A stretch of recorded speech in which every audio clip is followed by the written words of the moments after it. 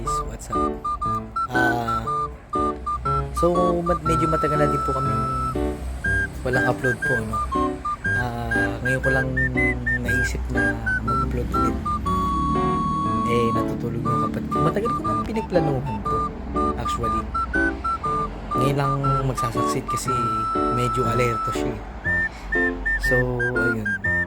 Alam niyo na guys, naisip akong pakulong na naman, kagaguhan, syempre at the same time, ngayon pala ako gaganti sa mga ginawa nila sa akin. So, ayan siya, dito siya natulog sa kwarto. Hindi nga tulog. Naghihilig pa nga eh. Kaya alam niyo na. Ayan. Alam niyo na. Tutulog. So, wait niyo ako. May gagawin ako kagaguhan.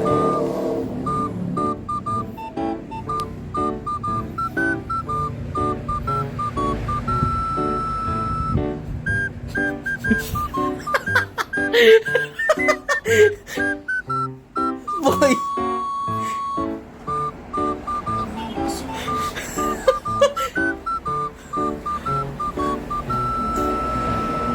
Uy! Marap ka dito! At tumalikod ka! Sabi sa inyo guys alerto siya eh.